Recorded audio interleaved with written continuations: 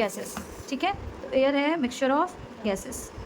तो गैसेस में क्या होता है, नॉर्मली हमारा जो ऊपर वाला पार्ट है, एटमॉस्फेयर वाला part, that is covered with क्या है, इसने ब्लैंकेट ऑफ एयर अपने अंदर, होता है ना कि एक तरीके से ओढ़ लेना, ठीक है। तो our earth is surrounded by a huge blanket of air called atmosphere, ठीक है। All living beings on this earth depend on the atmosphere for their survival.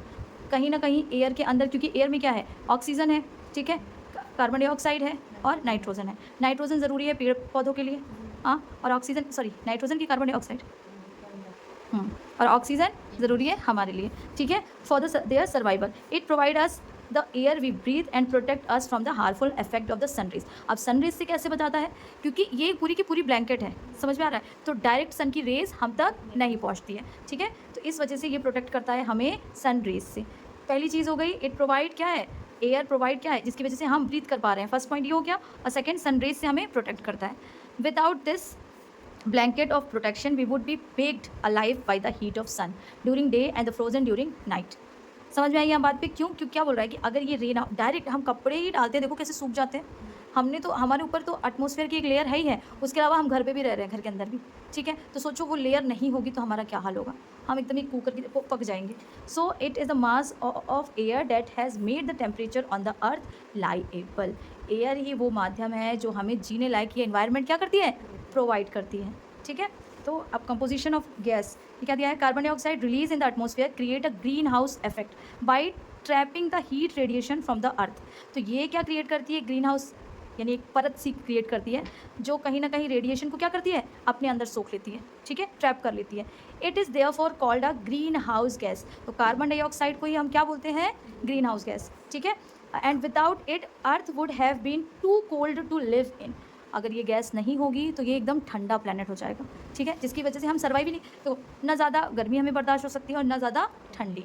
तो however when its level in the atmosphere increases due to the factory smoke और car fumes, the heat retain increase the temperature of the earth. तो आजकल जो गर्मी इतनी ज़्यादा पड़ रही है, किसकी वजह से, इसी की वजह से। क्यों, कार्बन डाइऑक्साइड क्या इन्वायरमेंट में इंक्रीज हो रहा है, क्यों इंक्रीज हो रहा है, क्योंकि गाड़ियाँ इतनी ज़्यादा हो रही हैं, गाड़ियों का स्मोक हो गया, फैक्ट्री से निकलने वाला स्मोक हो गया, और बहुत सारे एयर पॉल्यूशन, जो भी चीज़ें क्रिएट हो रही हैं वो कहीं ना कहीं उसमें सबसे ज़्यादा CO2 होती है, ठीक है, जिसकी वजह से ग्रीन हाउस गैस क्या होती है, वो इंक्रीज़ होती जा रही है, और वो कहीं ना कहीं क्या है, टेम्परेचर इंक्रीज़ कर रही है। What it increase, it increase temperature, और ये टेम्परेचर इंक्रीज़ कर रहा है, इसे हम बोलते हैं ग्लोबल वार्मिंग। गर्मी में सर्वाइव करना मुश्किल होता जा रहा है। This rise in temperature causes the snow in coldest part of the world to melt, ठीक है। अब ये बताओ, जो ग्लेशियर अभी हमने पढ़ा, ग्लेशियर मेल्ट होता जा रहा है, क्यों, जस्ट बिकॉज ऑफ कि टेम्परेचर। अभी बर्फ़ को ही हम बाहर फ्रिज से निकाल के रख दें, कितने जल्दी पिघल जाएगी। तो यही सोचो, जो ग्लेशियर पूरी तरीके से क्या है, नेचुरल है, और वही वो वहाँ का टेम्परेचर पहले कम था, जैसे जैसे CO2 बढ़ता जा रहा है वो क्या हो रहा है, फैल रहा है, और ग्रीन हाउस गैस जैसे जैसे फैल रही है, टेम्परेचर इंक्रीज़ हो रहा है, उसका इफेक्ट ग्लेशियर पे पड़ रहा है, जिसकी वजह से आइस क्या हो रही है, मेल्ट हो रही है। As a result of the sea level rises causing flood in the coastal areas. अब कोस्टल, तो क्या बोल रहे थे यहाँ पे, ग्लोबल वार्मिंग। अब यहाँ पे क्या हो रहा है कि आइस मेल्ट होती जा रही है, ठीक है। बर्फ़ जब पिघलती है, हम ही क्या है, इसमें से, फ्रिज में से बर्फ़ निकालो, कटोरी में डालो, वो पहले एक क्यूब के फॉर्म में थी, जैसे ही हमने क्या बोलता उसको प्लेट में डाला या कटोरी में डाला, वो फैल गई, गल गई, ठीक है। उसने क्या किया, एरिया ज़्यादा कवर कर लिया। अब यही पानी तुम फर्श में डाल दो, वो फैल जाएगा। और तो जब ये बर्फ़ फैल रही है गल के, ठीक है, in the form of water, तो वो क्या हो रहा है, बाढ़ का रूप ले रही है। जहाँ पे कोस्टल एरियाज़ है वहाँ पे बाढ़ आ जा रही है, ठीक है। There may be a drastic change in the climate of a place leading to the extensions of some plants and animals in the longer run. That means कि अब ये बताओ, जहाँ पे ठंडा इन्वायरमेंट था, वहाँ के प्लांट एनिमल्स उस ठंडे इन्वायरमेंट के अकॉर्डिंग सर्वाइव कर रहे थे, लेकिन जैसे ही क्या हुआ, वो टेम्परेचर बढ़ा, बर्फ़ पिघल के पानी में बदली, तो वहाँ के जो प्लांट और एनिमल्स थे वो धीरे धीरे क्या हुआ, उसके क्या, अब उसके तो आदी नहीं थे, वो धीरे धीरे या मरने लगे या ख़राब होने लगे, और फिर धीरे धीरे जाके वो एकदम तरीके से क्या हुआ, ख़त्म हो गए, ठीक है। तो उनका पूरी तरीके से क्या हो गया, एक्सटेंशन हो गया, खात्मा एक तरीके से। और ये वापस आएंगे नहीं आएंगे पता नहीं, ठीक है। तो ये लॉन्गर रन, यही बोला ना, बहुत ज़्यादा लंबे टाइम के लिए ये ख़त्म हो गए। समझ आया यहाँ तक, हाँ। यहाँ क्या लिखा है, do you know that the air we take in while breathing is actually a mixture of many gases. अब दिमाग में हमारे बैठा है कि हम तो सिर्फ और सिर्फ क्या ले रहे हैं, ऑक्सीजन, बट वो ऑक्सीजन कभी भी प्योर फॉर्म में हम नहीं लेते हैं, ठीक है। Nitrogen and oxygen are two gases which make up the bulk of atmosphere.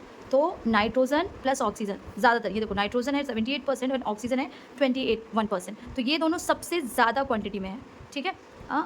bulk of atmosphere. Carbon dioxide, helium, ozone, argon and hydrogen are found in lesser. तो ये जो हम कार्बन डाइऑक्साइड बोल रहे हैं ना, ग्रीन हाउस गैस, ये थोड़ा कम, थोड़ा क्या काफ़ी ज़्यादा कम क्वांटिटी, जो रिमेनिंग पार्ट बच जाता है ना, इसमें ये सारी गैसेस आ जाती हैं, ठीक है।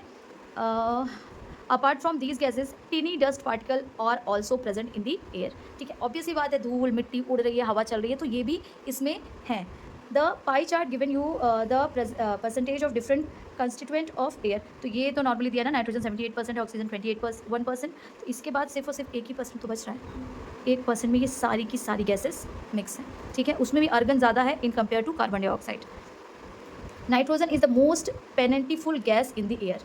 When we inhale, we take some amount of nitrogen into our lungs and exhale it. तो नॉर्मली जब भी ऑक्सीजन हम लेते हैं वो जाता ही जाता है हमारे साथ, किसके साथ, ऑक्सीजन प्लस नाइट्रोजन हम जाता ही जाता है, लेकिन बाद में हम उसको बाहर निकाल देते हैं, एक्सेल कर देते हैं, ठीक है, एक्सेल यानी बाहर निकाल देते हैं, ठीक है। But plant need nitrogen for their survival, वही प्लांट के साथ उल्टा है, उन्हें नाइट्रोजन ही चाहिए अपने सर्वाइवर के लिए। They can not take nitrogen directly from the air, ठीक है। तो अब ये सोच रहे होंगे हम लोग हम तो सांस ले रहे हैं तो हम डायरेक्टली ले रहे हैं, बट नाइट्रोजन जो प्लांट लेता है वो डायरेक्टली नहीं लेता है, ठीक है। Bacteria that live in the soil and roots of some plants take nitrogen from the air and changes its from so the plant can use it. तो अब क्या कर रहा है, अब कई बार तुमने सुना होगा यानी न्यूज़ में, क्या घर में भी सुना होगा कि खेत में खाद डालना है, खाद भी क्या, जिसमें फुल ऑफ नाइट्रोजन हो, क्योंकि नाइट्रोजन क्या किया है, प्लांट ने ले लिया है। अब एक बार की फसल लगाई गई, उसने नाइट्रोजन सॉइल के थ्रू ले लिया, ठीक है। अब उस क्या हुआ, खेत में नाइट्रोजन की कमी आ गई, तो हम फिर से खाद डालेंगे जिसमें क्या हो, नाइट्रोजन ज़्यादा हो, ठीक है, तो ताकि मिट्टी में फिर से मिल सके और फिर हम नई फसल उगा सके। तो कई बार लोग क्या करते हैं, खेत को 6 महीने के लिए, 3 महीने के लिए खाली छोड़ देते हैं ताकि वो नाइट्रोजन अच्छे से डेवलप कर सके, ठीक है। तो oxygen is the second most plentiful gas in the air.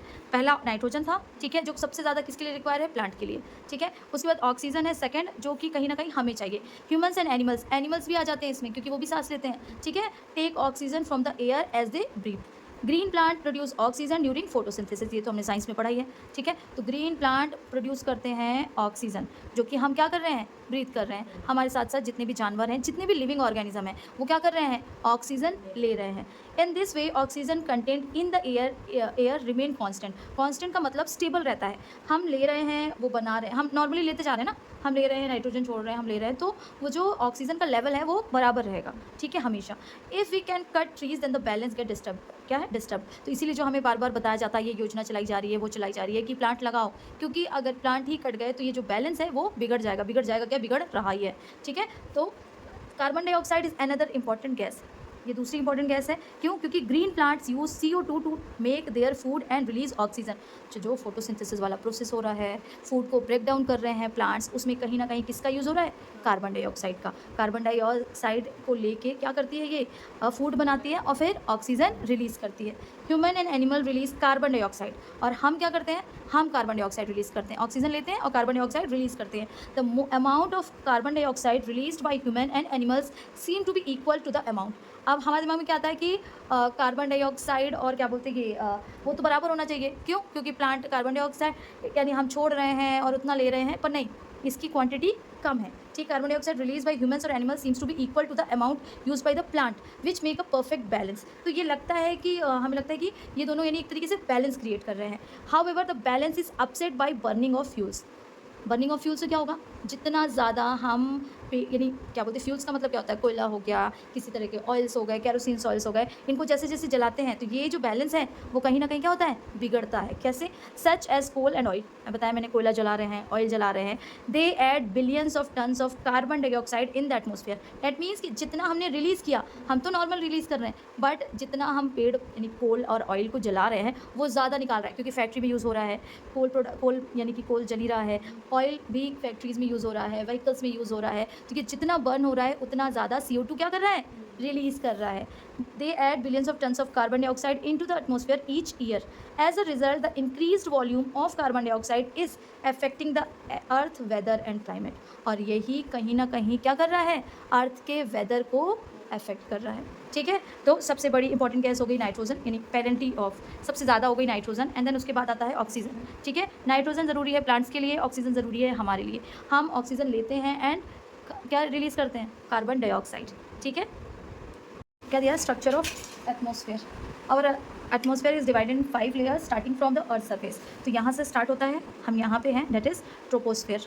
ठीक है, तो दीज में are troposphere, stratosphere, mesosphere, thermosphere and exosphere.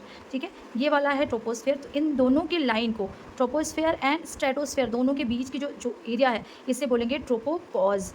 ठीक है, यहाँ पे रुक जा रहा है। ठीक है, यहीं पे स्ट्रेटोस्फेयर में ही ओजोन है। ठीक है, उसके बाद स्ट्रेटोस्फेयर के बाद ये जो एरोप्लेन है ये इसी जोन में उड़ती है। ठीक है, उसके बाद मेसोस्फेयर, इन दोनों के जोन को बोला है स्ट्रेटोपॉज। उसके बाद mesosphere and thermosphere and last वाली है एक्सोस्फेयर। ठीक है, तो जो ट्रोपोस्फेयर है ये is the most important layer of the atmosphere. It's average height is 13 kilometre. तो यहाँ से नीचे से लेके जो 13 किलोमीटर तक की लेयर है, that is called troposphere. The air we breathe exist here, यहीं पे वो हवा है जिससे हम क्या है, ब्रीथ कर पा रहे हैं, सांस ले पा रहे हैं। Almost all the weather phenomena like rainfall, fog and hailstorm occurs in this layer. आप सोचो 13 किलोमीटर के अंदर में ही सारी गतिविधियाँ हो रही हैं, सारी चीज़ें हो रही हैं। इसमें ऑक्सीजन है, इसमें हम ब्रीथ कर पा रहे हैं, यहीं पे रेनफॉल हो रहा है, यहीं पे स्टॉर्म हो रहा है, यहीं पे सारी एक्टिविटीज़ यहीं पे हो रही है इस 13 किलोमीटर के जोन पे। ठीक है, हमें देखने में लगता है कि बहुत छोटा है, बट नहीं, 13 किलोमीटर भी बहुत ज़्यादा है।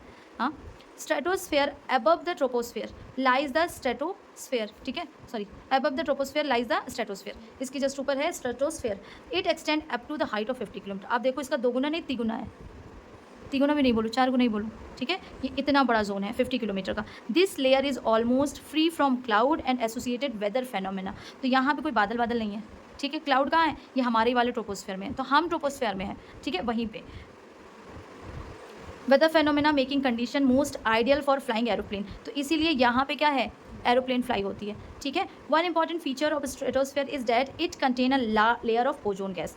एरोप्लेन फ्लाई कर सकते हैं हम क्योंकि यहाँ पे क्लाउड नहीं है। दूसरा, ये ओजोन लेयर क्रिएट, यानी इसके अंदर लेयर ऑफ ओजोन गैसेज होती है। ठीक है, it protect us from the harmful effect of the sun rays, और यही हमें प्रोटेक्ट करती है सन रेज से। ठीक है, तो ट्रोपोस्फेयर में क्या हो रहा है, यहाँ पे सारी नेचुरल एक्टिविटीज़ हो रही हैं, जस्ट लाइक रेनफॉल हो रहा है, यहीं पे क्लाउड है, यहीं पे एयर भी ब्रीथ हो रहा है। वहीं स्ट्रेटोस्फेयर में क्लाउड फ्री जोन है जिसकी वजह से हम फ्लाइट उड़ा पा रहे हैं। ठीक है, यहीं पे ozone layer, gases of ozone है। ठीक है, उसके बाद आता है मेसोस्फेयर। ठीक है, mesosphere is the third layer of the atmosphere. It lies above the stratosphere. It extend up to the height of 80 kilometre, यानी 50 से भी ज़्यादा इसका स्ट्रेंथ कितना, 80 किलोमीटर है। Meteoroids burn up in this layer on entering from the space. अब जब space से जो मेट्रियोइड्स होते हैं, जो छोटे छोटे से कण होते हैं, वो यहीं आके क्या करते हैं, जलते हैं, यहीं पे बर्न होते हैं इस एरिया में। ठीक है, तो इसका अभी क्योंकि तुम्हारे इसमें क्या है, छोटी छोटी सी चीज़ें दी हैं, अब इसकी और चीज़ें हैं, वो शायद अगले क्लास में जो भी होगा। ठीक है, तो थर्मोस्फेयर है क्या, in thermosphere temperature rises very rapidly with increasing height. अब यहाँ पे क्या है, टेम्परेचर बहुत तेज़ी से, हम क्या है, हमारी लेयर जो है बढ़ती जा रही है, हम सन की तरफ जाते जा रहे हैं वो लेयर। तो यहाँ पे क्या हो रहा है, टेम्परेचर क्या हो रहा है, राइज हो रहा है बहुत तेज़ी से। वो भी, ये भी नहीं कि धीरे धीरे, हमारे यहाँ तो धीरे धीरे गर्मी आती है और धीरे धीरे ठंडी आती है। ठीक है, बट यहाँ पे टेम्परेचर जो है बहुत तेज़ी से राइज हो रहा है। Height, increasing height, ionosphere is a part of this layer. देखो इसी के अंदर, किसके अंदर, थर्मोस्फेयर के अंदर ही एक और पार्ट है आइनोस्फेयर। ठीक है, it extend between 80 to 400 kilometre. This layer help in the radio transmission. In fact radio waves transmitted from the earth are reflected back to the earth by this layer. तो यहीं पे हमारी radio waves जो हम लोग सुनते हैं, ठीक है, ये सारी यहीं से रिफ्लेक्ट होकर वापस कहाँ तक जाती हैं, अर्थ तक आती हैं। ठीक है, exosphere is the last, the uppermost layer of the atmosphere is known as exosphere. This layer has very thin air, light gases like helium and hydrogen float in the space from here. तो यहाँ पे सिर्फ इतनी चीज़ें इनके बारे में बताइए कि क्या क्या चीज़ें कहाँ एग्जिस्ट कर रही हैं जो हमारे लिए ज़रूरी है। ठीक है, तो एक्सोस्फीयर में सिर्फ और सिर्फ थोड़े से गैसेज हैं, हीलियम और हाइड्रोजन, एयर्स हैं। ठीक है, उसके अलावा अभी यहाँ तो कुछ नहीं बताया है। तो सबसे ज़्यादा इंपॉर्टेंट गैसेज अभी हमारे लिए क्या है, ट्रोपोस्फीयर, जहाँ पे हम एयर ब्रीथ कर रहे हैं। स्ट्रेटोस्फीयर में क्लाउड नहीं होता जिसकी वजह से एरोप्लेन फ्लाई कर सकते हैं। सेकंड थिंग, यहाँ पे ओजोन गैसेज होती हैं, ठीक है, जो हमें सन से प्रोटेक्ट कर रही हैं। मीजोस्फीयर, यहाँ पे मेट्रियोइड्स क्या हैं, बर्न होते हैं जब वो स्पेस से इंटर करते हैं। ठीक है, उसके बाद थर्मोस्फीयर, यहाँ पे एक और वो क्या बोलते हैं, क्या लेयर होती है आइनोस्फीयर की। यहाँ पे टेम्परेचर बहुत तेज़ी से इंक्रीज़ होता है, रेडियो वेव्स यहीं से ट्रांसमिशन होता है इसका। ठीक है, और एक्सोस्फीयर में एयर्स होती हैं बट बहुत कम, जिसमें हीलियम और हाइड्रोजन क्या है, ज़्यादा होते हैं। ठीक है।